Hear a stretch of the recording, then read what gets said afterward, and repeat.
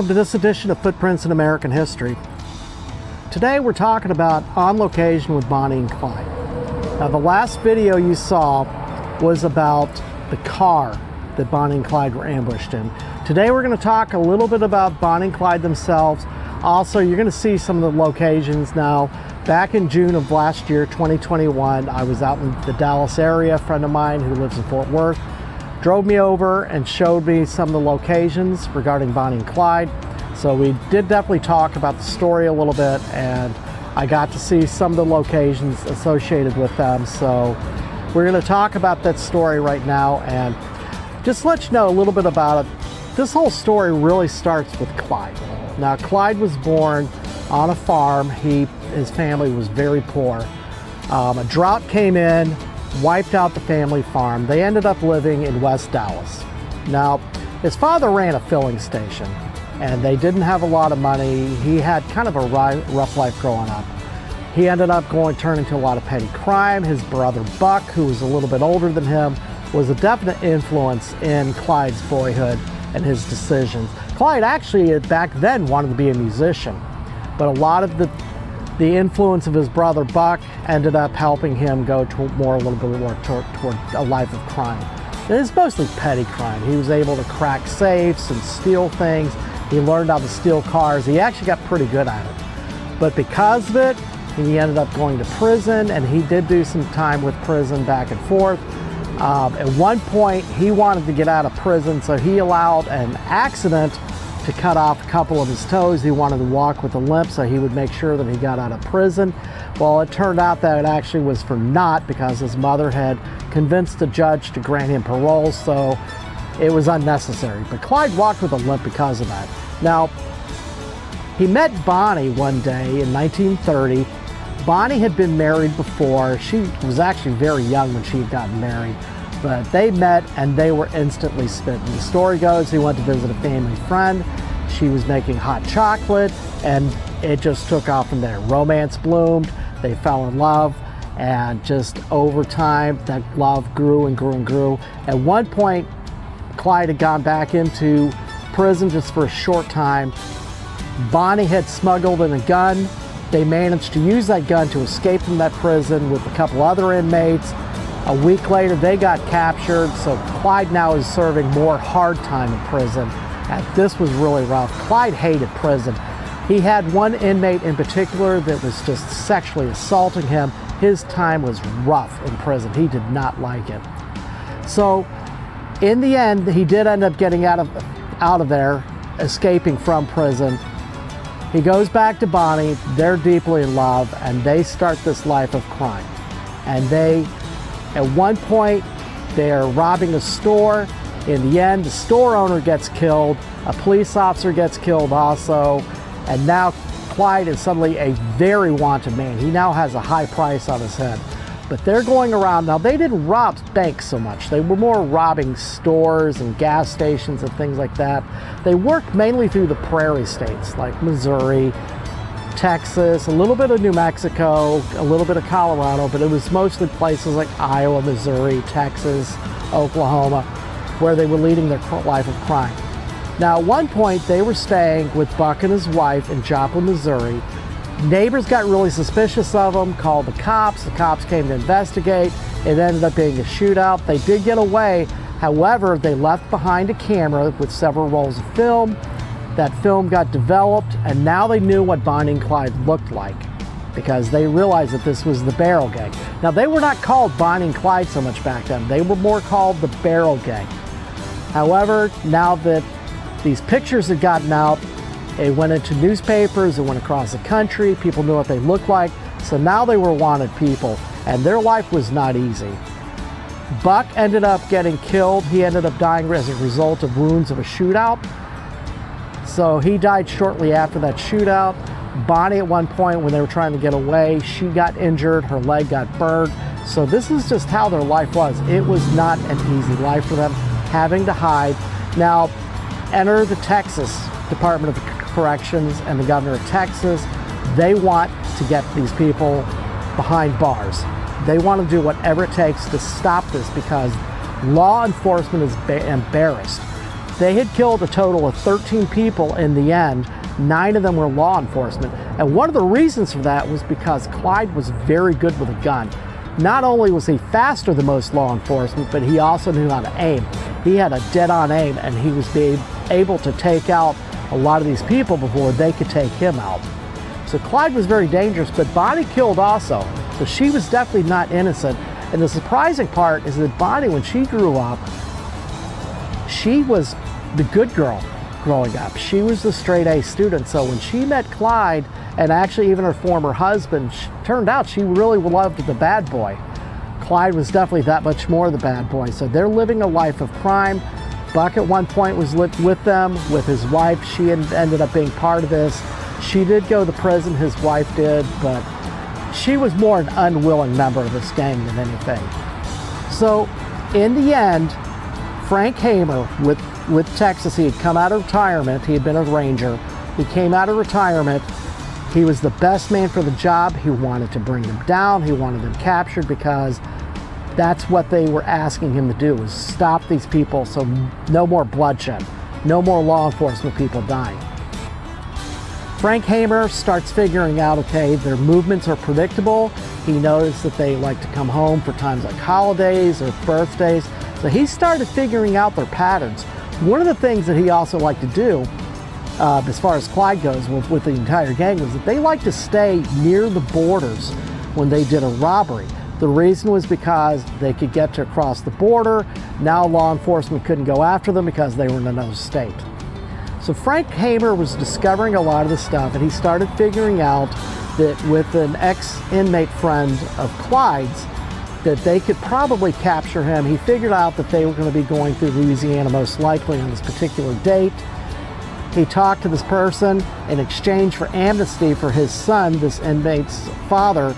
He knew that Bonnie and Clyde were going to be coming through there, so they set up an ambush. They told this father, okay, here's the deal. You're going to pretend that your truck has a flat tire. They will most likely pull over to help you, and that's when they were going to ambush him. And they were not going to take chances. If you saw the video before this, you know the whole story behind the car and the ambush. 130 rounds fired, 112 went into the car, 25% of them went into Bonnie and Clyde themselves. They did not want to take chances. So this is the story of what happened with Bonnie and Clyde. So real quick, we're going to take a look at some of the locations. The first location we're going to go to is Clyde's boyhood home. I'm going to be doing a separate video about this. You will see that in just a few days after this one. So let's take a look at Clyde's boyhood home.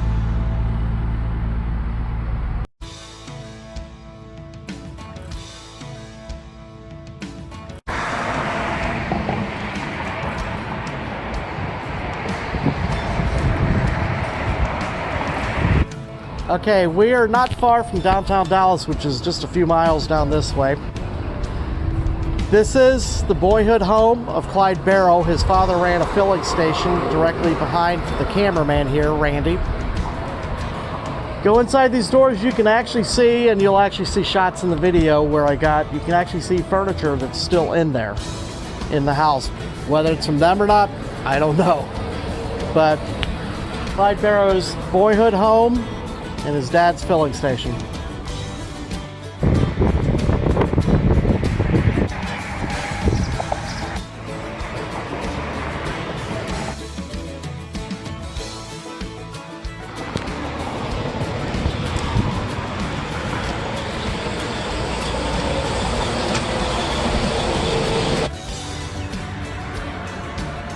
Right there is where the pump used to stand that his father had for pumping gas for people.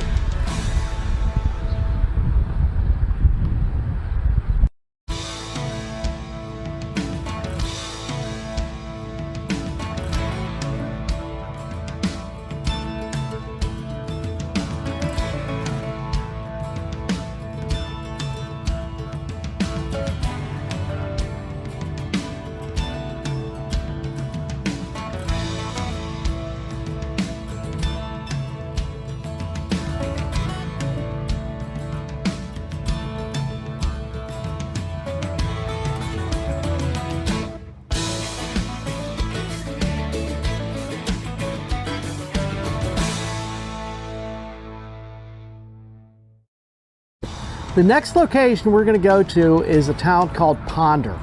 This is where Clyde had decided to rob a bank. Now, Clyde did not do that very often. If you ever saw the 1967 movie with Warren Beatty and Faye Dunaway, also Gene Hackman had a minor role in that incidentally. Clyde had decided to rob a bank. This is during the Great Depression. The bank had failed about a week before, so Clyde didn't get any money. He decided to rob this bank, didn't get anything of it. One account is that Clyde was so angry he forced the teller at gunpoint outside to tell Bonnie what had just happened. Bonnie basically doubled over laughing. She was laughing hysterically that here he went in to rob this bank, had nothing, and he brings the teller out at gunpoint to tell him. So let's take a look at the bank in Ponder, Texas.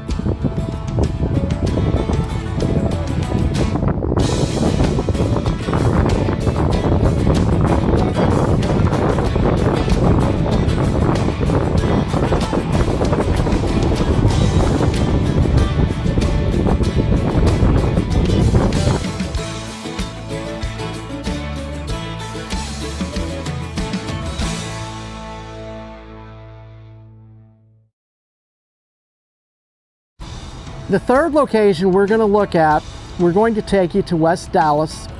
We're going to take you to the cemetery where Clyde is buried. Now, it's all self-explanatory. When you go in here, you're also going to see Buck's grave. Let's take a look at this real quick. We are at Western Heights Cemetery on Fort Worth Avenue in Dallas. Over to my left here, there's a couple of people visiting Clyde Barrow's grave.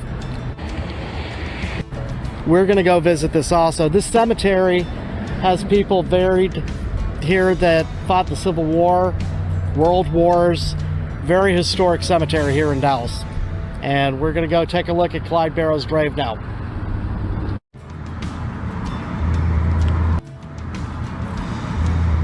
Okay, this is the grave of Clyde Barrow here. We're on Fort Worth Street in Dallas. This over here is Clyde's parents. This is Clyde's grave. Now, if you look next to it, you'll see that there's another epitaph on this. That's his brother Buck, who was killed in a shootout in Iowa with police. A little bit of irony when you come here to the grave. Somebody decided to put, I'm guessing as a joke, a Texas Rangers hat. The Rangers were the ones that were after him most of the time. You'll also notice here a pop gun rifle, toy pistol, shotgun shell. If you look over toward the corner of the grave, somebody put a couple 22 bullets. Clyde Barrow's grave. The final place we're going to take a look at is Bonnie's grave. Now, Bonnie and Clyde had wanted to be buried together. They had specifically asked it. Bonnie's family objected to it, so they ended up being buried in separate cemeteries not far away from each other. With Bonnie's grave, now when Clyde died and with his funeral, 15,000 people showed up. With Bonnie, it was 20,000 people. The crowds were so massive that the family had trouble just getting to the gravesite for their own daughter's funeral. So they go there, and here's the funeral. We're going to take a look now at the grave where Bonnie is buried and take a look.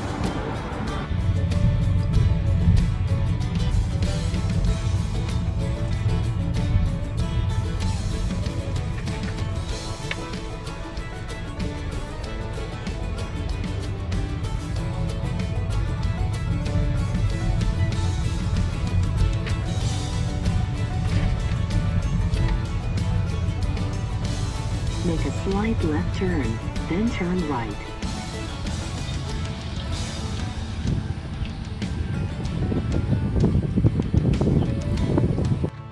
Okay, we're here at the grave of Bonnie Parker, Bonnie and Clyde fame, in Dallas, Texas. She was killed in Louisiana in a hail of gunfire. She was holding a sandwich in her hand when the bullets hit her. She wanted to be buried next to Clyde, but her family did not agree to it. So she's buried instead next to her mother right over here. And if you want to get a shot of this grave also.